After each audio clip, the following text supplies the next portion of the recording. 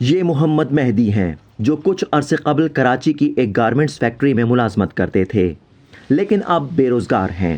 ملازمت کی تلاش کے ساتھ مہدی تعلیم کا سلسلہ بھی جاری رکھے ہوئے ہیں، جس کے اخراجات الگ ہیں۔ کرونا کی وجہ سے زیادہ تر لوگوں کو نکالا جا رہا تھا، اس کا شکار ایک میں بھی بنا اور میں بھی ان امپلائڈ ہو گیا۔ اس کے بعد پھر مجھے بہت ساری مشکلات کا سامنا کرنا پڑا اور ابھی تک میں جاب اور ہر جگہ اپلائی کر رہا ہوں اور کوشش کر رہا ہوں کہ مجھے بہتر سے بہتر جاب مل جائے تاکہ میں اپنے اخراجات اور اپنی ضرورت اور اپنی فیملی کو لے کے چل سکوں۔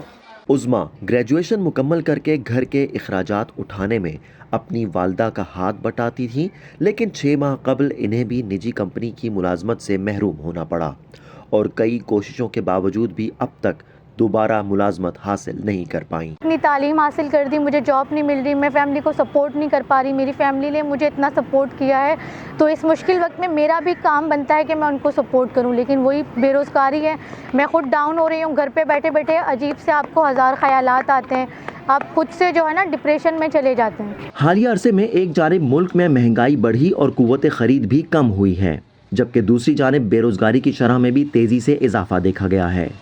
معروف معیشت دان اور سابق وفاقی وزیر خزانہ ڈاکٹر حفیظ پاشا کی حال ہی میں سامنے آنے والی کتاب دی چارٹر آف اکانومی میں دعویٰ کیا گیا کہ پاکستان میں بے روزگاری کی شرح کرونا وبا کے دوران 15% ریکارڈ کی گئی، جبکہ دیگر ماہرین کا بھی کہنا ہے کہ 15 سے 29 سال کے نوجوانوں بالخصوص خواتین میں بے روزگاری کی شرح اس سے کہیں زیادہ ہے۔ لیکن کئی ماہرین اور تجزیہ کاروں کے خیال میں عام تاثر کے برعکس ملک میں ملازمتوں کے مواقع تیزی سے بڑھے ہیں اور کئی شعبوں نے حالیہ عرصے میں تیزی سے ترقی کی ہے، جس میں ہیلتھ سیکٹر، تعمیراتی شعبہ، آٹو موبائل اور کاٹن ٹیکسٹائل جیسی صنعتوں کے علاوہ IT سیکٹر بھی شامل ہے۔ احمد علی ضیاء پاکستان کی ایک بڑی ہیومن ریسورس کمپنی میں CEO ہیں۔ ان کا کہنا ہے کہ اب ملازمتوں کی نوعیت بدل چکی ہے۔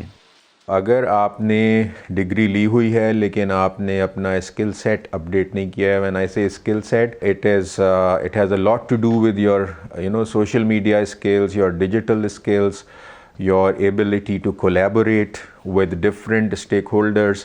تو اگر اس طرح کی آپ کی some hard skills and some soft skills are not up to the requirements of the changing world تو پھر آپ کے لیے مشکل ہے۔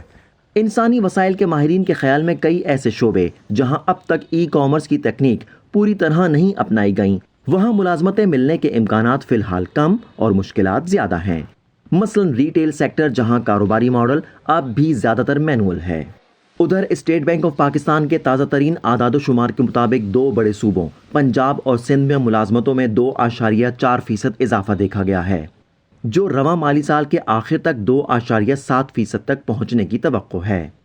لیکن گزشتہ مالی سال میں ملازمتوں میں 5.4% کمی آئی، یعنی مارکیٹ میں آنے والی بہتری ماضی کے نقصانات کا ازالہ فی الحال نہیں کر سکتی۔ Muhammad Saqib, voice of America, Karachi.